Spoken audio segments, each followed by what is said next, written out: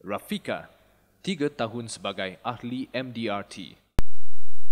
Berapa ramai antara anda yang mempunyai prospek yang masih bujang? Tahukah anda apakah perkara yang paling ditakuti oleh orang bujang? Assalamualaikum dan salam sejahtera kepada semua MDRT dan bakal-bakal MDRT. Terima kasih kerana meluangkan masa bersama saya di platform MDRT Speaks. Tahniah kerana anda adalah orang yang sangat hebat. Pada akhir sesi ini, anda akan dapat mengetahui apakah perkara yang perlu kita tekankan dan juga untuk kita elakkan apabila kita berjumpa dengan prospek yang masih bujang. Bagaimana kita boleh membantu mereka melindungi pendapatan mereka dengan lebih tepat. 4 tahun yang lalu, ketika saya baru saja memulakan karier dalam bidang insurans, saya telah mendekati beberapa orang sahabat saya yang masih bujang. Mereka berumur lingkungan 35 hingga 45 tahun. Kehidupan mereka sangat stabil, tiada hutang dan agak mewah.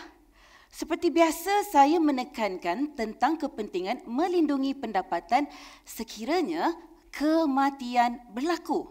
Apakah yang bakal ditinggalkan kepada waris mereka? Namun saya berasa hairan kerana agak sukar untuk meyakinkan mereka. Sehinggalah satu ketika apabila seorang sahabat saya berkata, "Fika, jika saya mati, saya tak mahu meninggalkan apa-apa harta kepada waris saya. Ibu bapa saya sudah tiada dan saya lebih kenal siapa adik-beradik saya." Wow, bagaikan satu tamparan buat saya kerana selama ini saya telah fokuskan kepada perkara yang salah.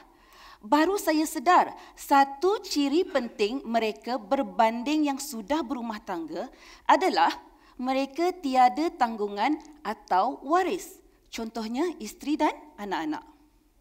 Baru saya faham, isu yang dibincangkan selama ini kurang atau tidak menyentuh emosi mereka. Ya, isu kematian kurang memberi impak untuk mereka yang masih bujang.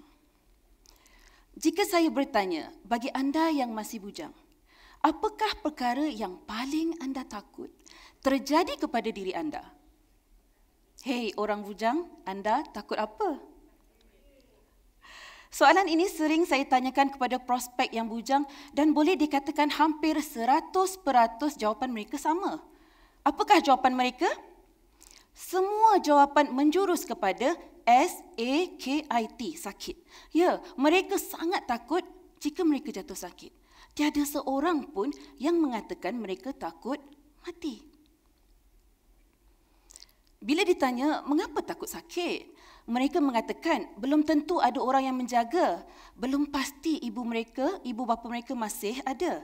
Belum pasti adik-beradik atau ahli keluarga lain mampu menjaga. Bakal menjadi beban kepada orang lain.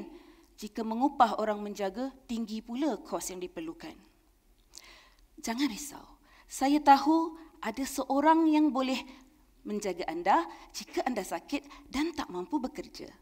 Seorang itu adalah diri anda sendiri. Bagaimana anda boleh menjaga diri sendiri ketika itu sedangkan anda sudah terlantar dan tak mampu lagi untuk bekerja atau mungkin menguruskan diri sendiri?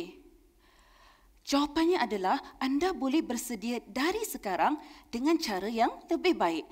Ada dua perkara penting yang anda boleh lakukan sekarang. Yang pertama, pelan perubatan yang terbaik.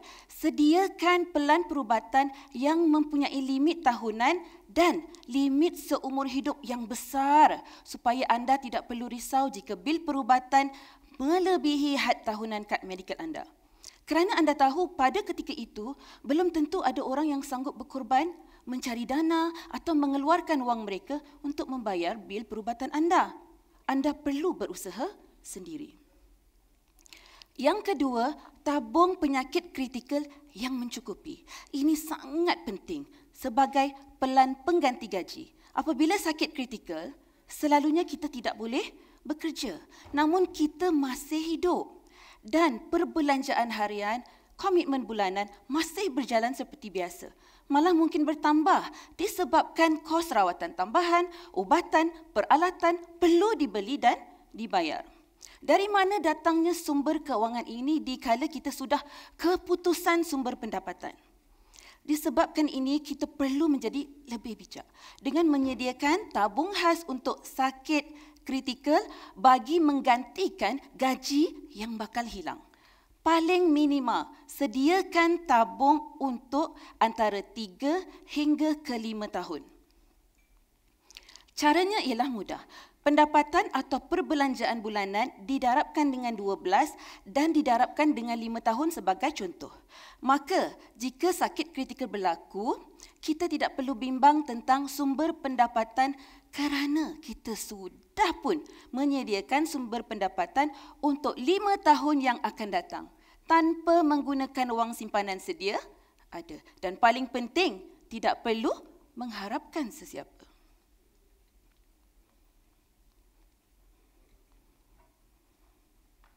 Kesimpulannya, kita perlu meletakkan diri kita di dalam situasi prospek kita. Tidak semua perkara yang kita rasa penting untuk kita, penting untuk prospek kita. Untuk orang bujang, fokus perlindungan adalah untuk diri sendiri, barulah merancang untuk waris. Cintai diri sendiri terlebih dahulu kerana hanya diri sendiri yang setia bersama anda sehingga akhir hayat. Terima kasih.